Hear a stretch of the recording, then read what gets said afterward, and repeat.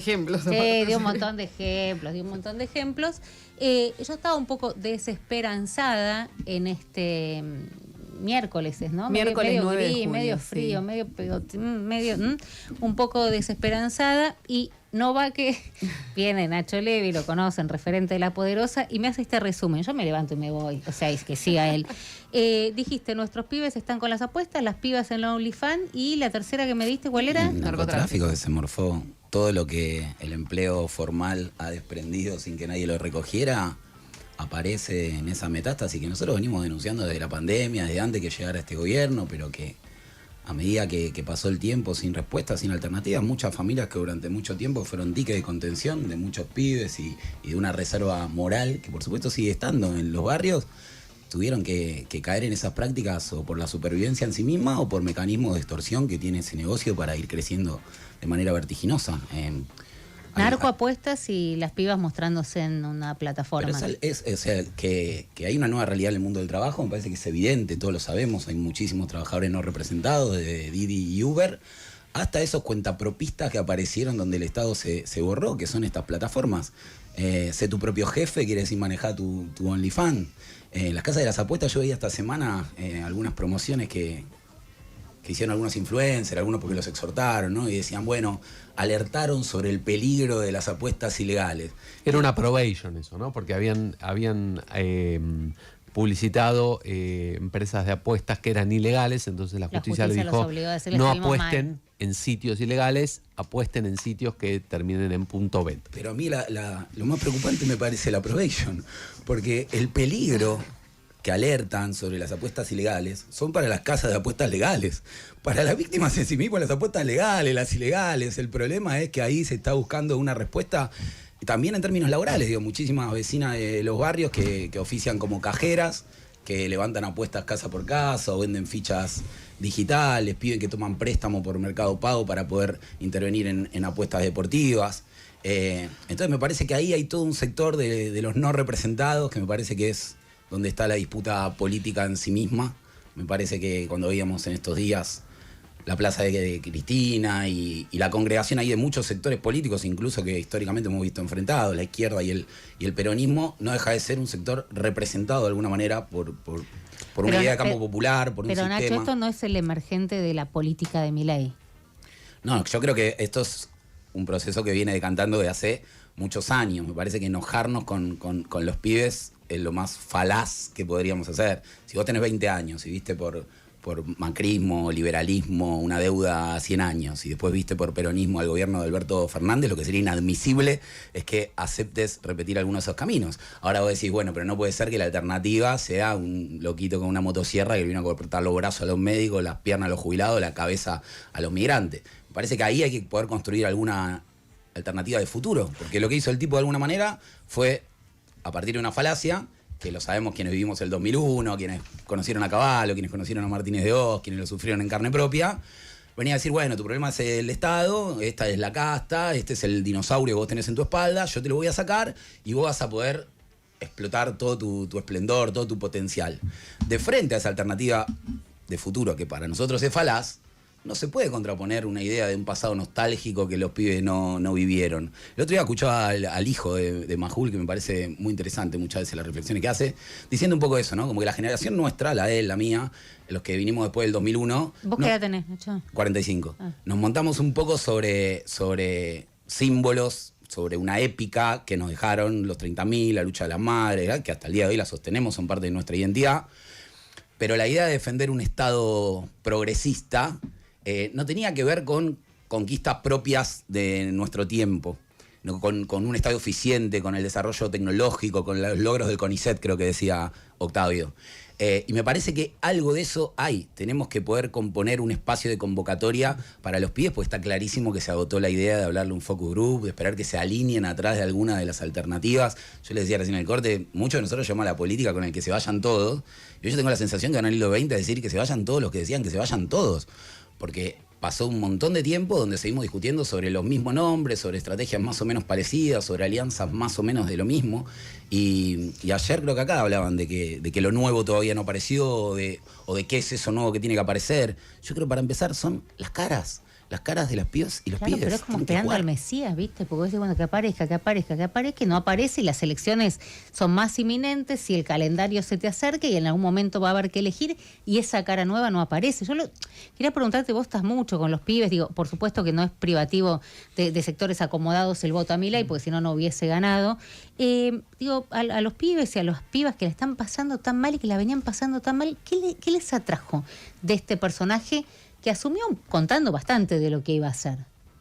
Creo que supo encarnar de alguna manera el enojo con gobiernos que no dieron respuesta, que enarbolaban la bandera de combatir al capital y se pasaron el obeso con los laboratorios, los supermercados y los bancos, y que de alguna manera hay algo en la rebeldía, en lo disruptivo de la juventud en sí misma que no me parece tan difícil de entender. A nosotros nos preguntan en general en todos lados, ¿cómo se explica que ganó Milei en los barrios populares? Sí. A mí primero explícame cómo se explica que ganó Milei en los barrios donde la gente estudió en la universidad y ya sabes qué pasó cuando esto se intentó. Después creo que a los pibes realmente los hemos dejado sin alternativas. Primero tenés una condena por haber nacido pobre, después tenés una condena porque el Estado te dice que no te va a acompañar, y después tenés la tercera condena cuando saliste a pelear por tu supervivencia, como sea. Porque vos no encontrás laburo de absolutamente nada si tenés 20 años, pero de tranza conseguí, de soldado cuidando el tranza conseguí, de bolsero vendiendo ambulante conseguí, de fierrero cuidando el bolsero conseguí, de satélite conseguí. Después terminás preso, terminás muerto. Pero si la alternativa a eso es que estés muerto, un día a uno de los pibes de nosotros que está hace un montón en una charla que tenía que ver con esto, dije, boludo, vos entrás en eso y lográs una alternativa, una salida económica para sacar a tu hijo de un pasillo donde se cagan a tiros todos los días, que no te la va a dar la organización social, que no te la va a dar el Estado.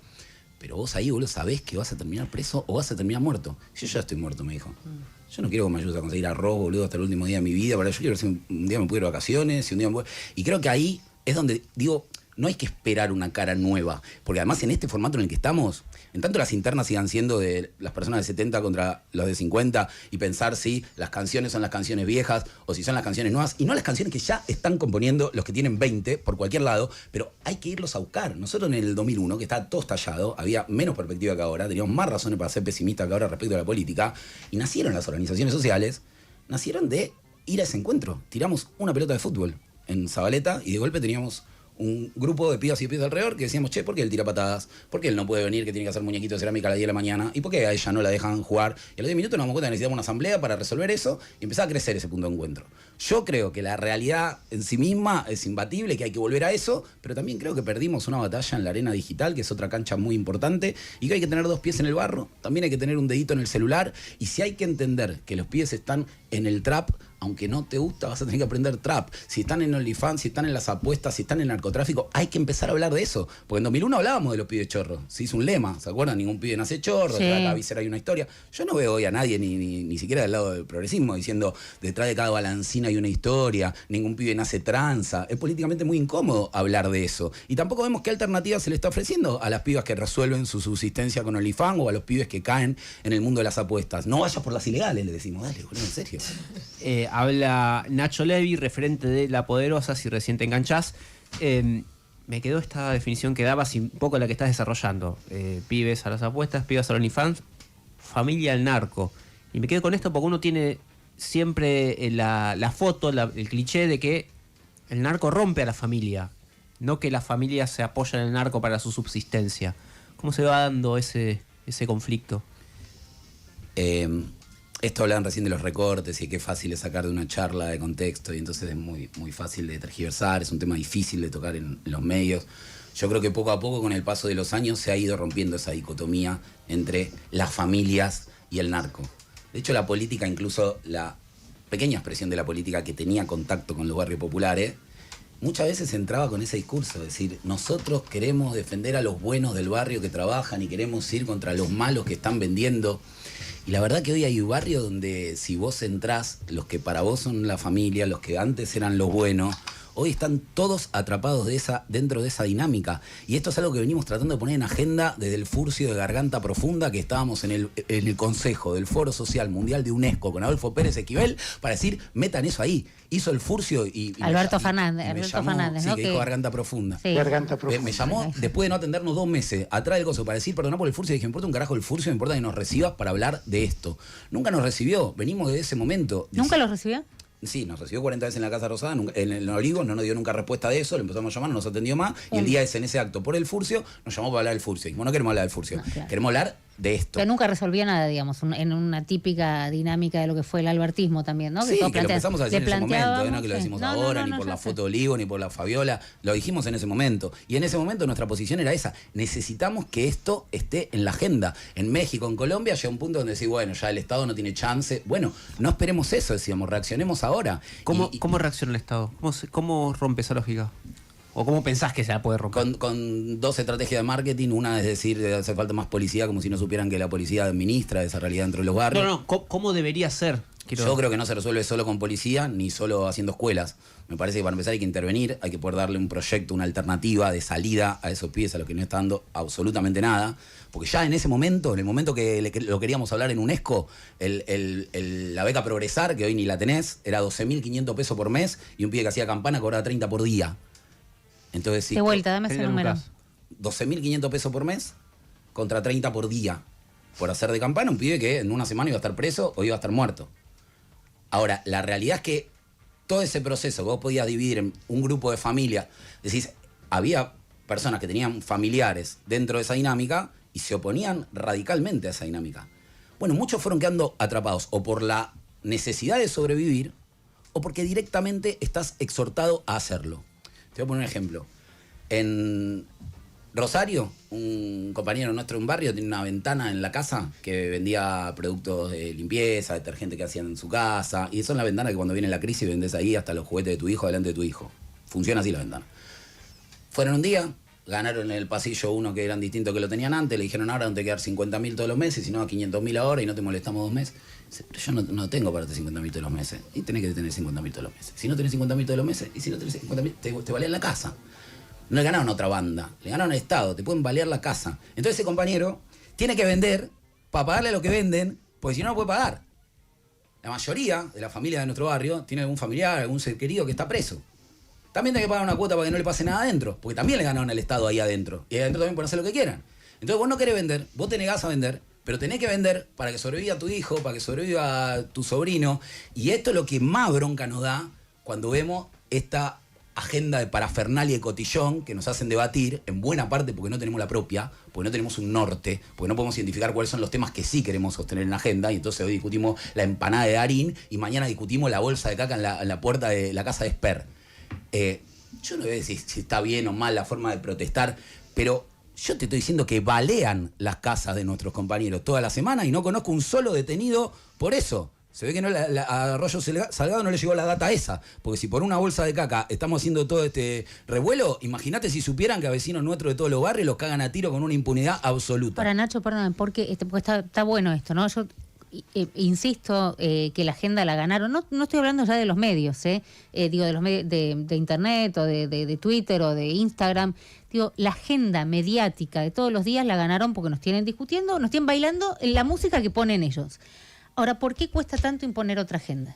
Porque es un bajón hablar de los pibes, es un bajón, hablar del hambre es un bajón, hablar de que te balean porque abrís una ventana y no vendés lo que ellos quieren y no les pagás la cuota, es un bajón.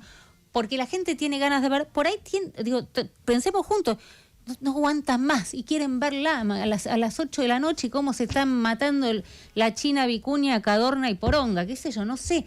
Por ahí trato de pensar por qué, siendo tantos, teniendo un poder comunicacional muy fuerte, porque también es cierto que lo tenemos, la agenda la ganan desde el día en que asumieron. Yo creo que hay que separar ahí entre los que tenemos el privilegio y la posibilidad de ser formadores de opinión, participando tan solo de la discusión pública.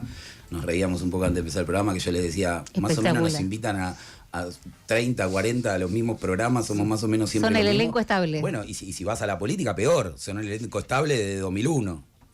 Es impresionante. Creo que ahí hay... ¿Hicieron café, algo? Sí, estoy tomando agua. Ahí hay una responsabilidad de esos que hace que otros tal vez se vayan al AM o se vayan a cualquier lado para evadir una discusión que no es tal. Ahora, yo creo que como sociedad tenemos un orden de prioridades quedando la disputa en esos espacios donde muchos formadores de opinión están alineados al gobierno o a sus propios intereses o a su propia idea de cómo generar un crecimiento profesional, una ganancia económica. En esas pequeñas mezquindades se pierde el poder real de establecer una agenda con sentido común que yo estoy seguro, yo dicen los argentinos de bien, yo creo que dentro del mundo de los formadores de opinión, con diferentes... Esta radio es un ejemplo de eso. A mí me gusta cómo se juntan a hablar todos ustedes, que sé que algunos piensan distinto a algunos temas, lo escuchaba el otro día. Hay una agenda en la que podemos coincidir. La sociedad también. La universidad es un ejemplo categórico. El presupuesto de la universidad fue el menor en 3 décadas. Miles y miles de personas salieron a la calle a decir esto no puede ser. El Congreso vota un proyecto de reparación del presupuesto para recuperar lo que se había perdido. Este muñeco lo veta. Y ahora, a esta altura del año, es el 22,5% menos de lo que se ejecutó el año pasado, porque la discusión de la universidad duró lo mismo que la de las empanadas de Darín y que la de la caca en la puerta de la casa de Esper. Entonces, si nosotros entendemos que hay una agenda, un norte que podemos sostener, es más difícil que nos muevan de ahí. Si nos ponemos de acuerdo en eso, nosotros en los barrios populares, que no estamos discutiendo LAM en la asamblea, hay un montón de familias que están mirando LAM, porque es lo que lo puede relajar, porque lo puede hacer. Pero en la asamblea intentamos discutir, cómo recomponemos las condiciones materiales para no caer en una agenda que esté disociada.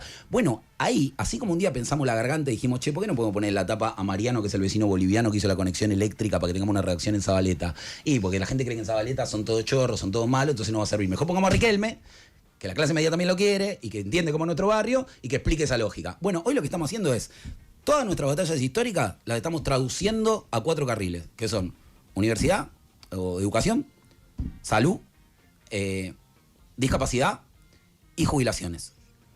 ¿Por qué? Porque ahí podemos juntar fuerza con esos sectores. Nosotros sentimos que le puede pedir a la clase media que se sensibilice con la cocinera comunitaria o con el cartonero, con la clase media se va 15 días de vacaciones a la costa atlántica, digamos, con la clase media no tiene para comprar remedio a su padre. Tenés que empatar esa agenda y tenés que unir esa fuerza. Y eso desde estos medios, porque mucha de la gente que lo sigue a ustedes vota a distinto candidato, pero en esto está de acuerdo, podemos generar una fuerza de control. Ahora, si cada uno está pensando en su pequeña quintita, en su pequeño programa, en su pequeña listita, en su pequeño... Bueno, me parece que ahí no hay que echarle la culpa a los millones que no quieren ver política, pues se hinchan los huevos de ver esa rosca, sino hacernos cargo de que tenemos la posibilidad de ver esa discusión. ¿Por qué no nos ponemos de acuerdo en los primeros 5 escalones y después nos dividimos en los 5 siguientes? También pensar que es clase media, digo, facha también. No, me queda... creo que damos esas... o por lo menos relatamos esas realidades en esta radio puntualmente. Ahora, cuando vos hablas con algún funcionario del gobierno, las pocas veces que puedes hacerlo, te tiran 2 datos. Primero, que cuando Luis Caputo anuncia el día, poner el 11 de diciembre, no me acuerdo qué día fue, pero a los 2 días que asumió el nuevo gobierno, anuncia su programa implicó una devaluación del 300%, pero también una suba a la UH de 200%, una suba en términos reales que todavía hoy se mantiene. Lo único que sube en términos reales durante todo el gobierno de Milei es la UH. Y vos ves los datos de pobreza del INDEC y las proyecciones de privados como Martín Rosada o como Leo Tornaroli, que tienen muy aceitada esa medición en función de lo que predicen lo que va a decir el INDEC, y la pobreza bajó. O sea, pegó un pico en el pico de la recesión y está en 32/35%. Y vemos estas agendas de destrucción de la salud, destrucción de discapacidad, destrucción de la universidad y de la escuela pública.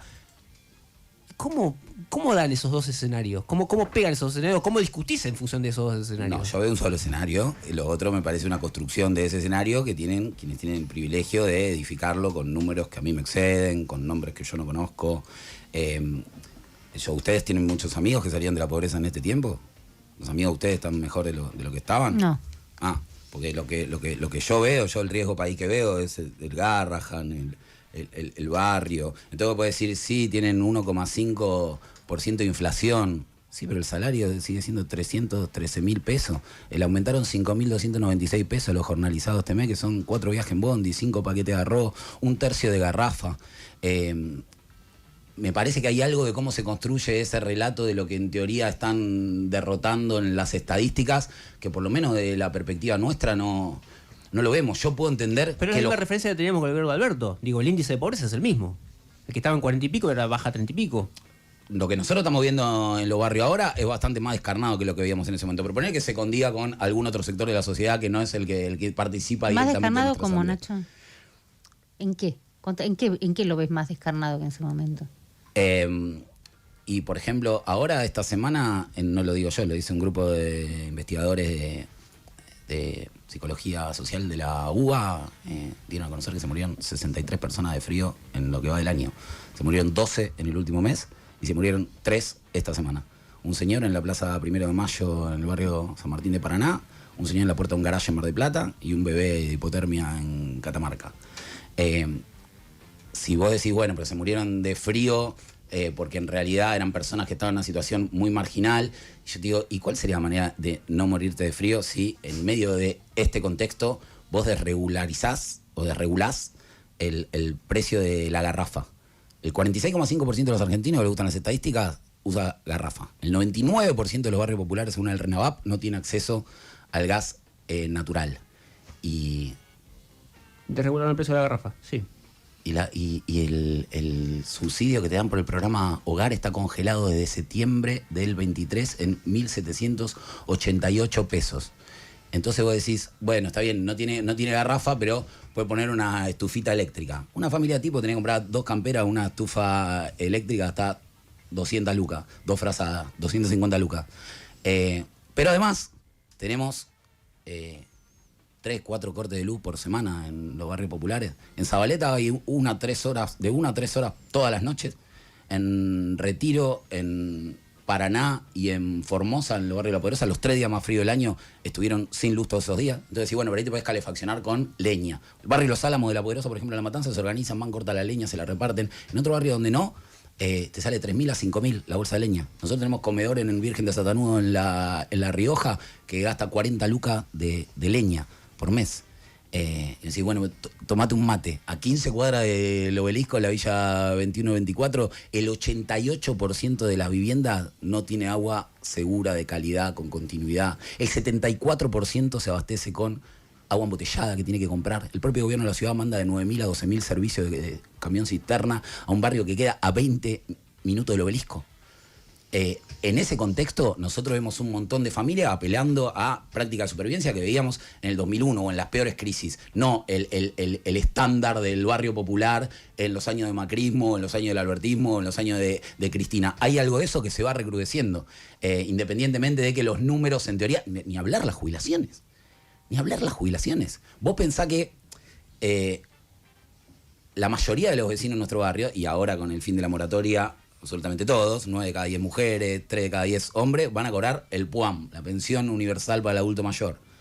274.000 pesos. 274.000 pesos. El 85% de los habitantes de los barrios populares trabajó toda su vida en la informalidad o gran parte empezando en edad temprana. Y al día de hoy, los rubros a los que acceden los privilegiados de los barrios populares que pueden tener un empleo, tienen altísimos índices de informalidad. Ahora, el 76% de la industria textil, el 72% de la casa particular, el 77% de la construcción. Entonces, desde ese lugar, nosotros tenemos en Zabaleta un grupo de jubilados que se juntan, son 12, hay uno que se puede jubilar, y de los que no se pueden jubilar, Eduardo trabaja desde los 10, Andrea desde los 7, Alejandra desde los 11, y aquí Alejandra la conocen porque Alejandra era notera del programa del Loto en C5N, su jubilación se cayó con la moratoria. Alejandra no se va a poder jubilar porque dicen que no trabajó lo suficiente, trabaja desde los 11 años, Alejandra. Pero a ver si me ayuda Faca también con los números. Digo, pensémoslo de la manera más asquerosa, miserable y egoísta posible.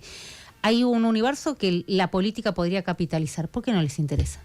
Pensarlo, no desde que sean buena gente, de que crean en la inclusión, de que pone que sean una mierda, pero ahí hay votos. ¿Por qué no van a buscarlos?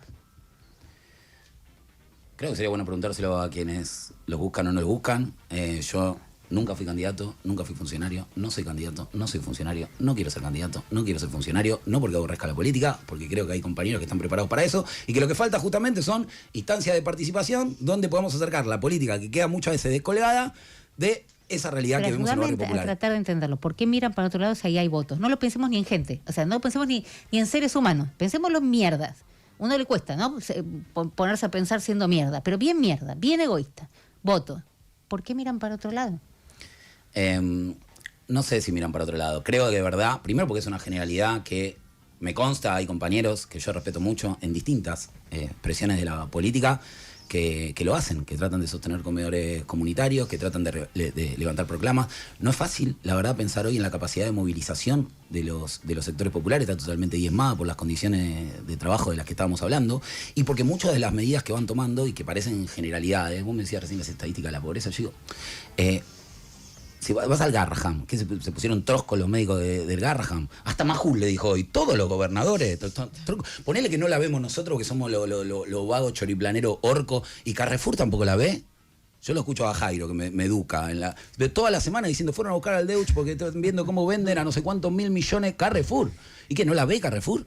Nacho, yo estaba pensando una cosa, porque es como que hay dos registros, ¿no? Uno de un problema estructural que me parece que tiene la Argentina, que va más allá de este gobierno, y otro que eventualmente puede haber acentuado y acrecentado este gobierno. Quiero decir, no es que hasta que llegó Milei había 5 o 10% de pobreza y de repente creció a 50%.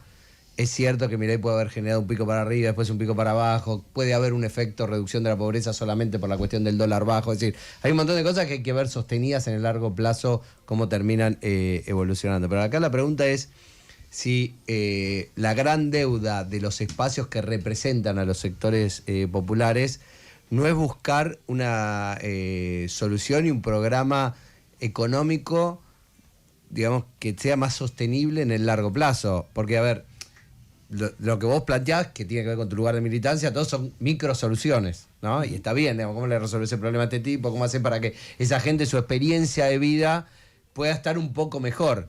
Pero acá, digamos, vos desembocás en esta situación, no digo vos, ¿no? La Argentina, después de 12 años de gobiernos de orientación nacional popular, una interrupción con Macri que fracasó y un nuevo intento con Alberto Fernández. Entonces quiere decir, y yo la verdad que ahí coincido con él, no es que no quieren, me parece que digamos, hay una cuestión también de impotencia, de que no se sabe cómo construir un modelo de país más inclusivo, por decirlo de alguna manera, ¿no? Donde la gente no termine derivando en tener que resolver su economía, las chicas, como decís, yendo a OnlyFans, los chicos en las casas de apuestas, la salida más fácil. Es cierto, hay una cosa también, hay una tendencia mundial, porque no es solo de Argentina, de buscar la salida rápida que tiene que ver con este modelo de sociedad en el que vivimos. Digo, los únicos chicos que apuestan no viven en Argentina, las únicas chicas que están en OnlyFans no están en Argentina. Pero la globalización, el mundo, yo te recontra estoy para hablarlo, pero vivimos No. Pero la pregunta es ¿por qué en Argentina particularmente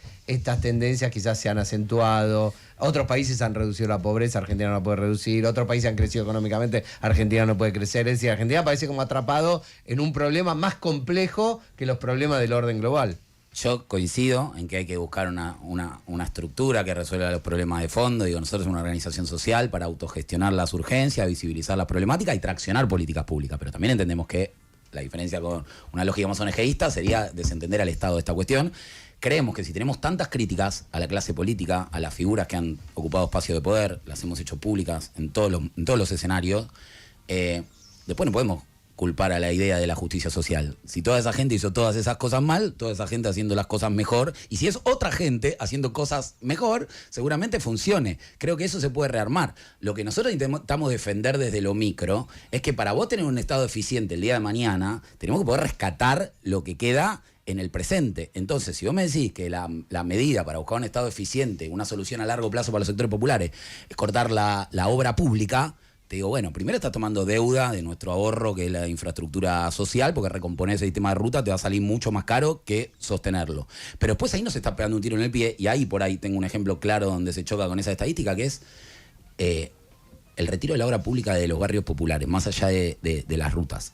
Lo que eso, porque el retiro de la obra pública a todo nivel, ¿no? Digo, si tu modelo es la megaminería, igual vas a necesitar ruta, hermano. Si toda la clase media te chupa un huevo arriba y abajo, tienes que no matarte en la ruta. Y si vivís en un barrio popular, ahí hay una fuente de laburo muy directa, muy concreta en las obras de los barrios, laburan la vecina y los vecinos de los barrios, que por un lado te da una atracción a la participación de las condiciones materiales, que es lo primero que tenés que cambiar para no disociar la agenda y no volverte solo la batalla cultural, pero después una instancia de convocatoria y de participación, porque muchas de las personas que participaban activamente en cambiar su realidad lo hacía estimulado por cuestiones concretas como por ejemplo la obra pública.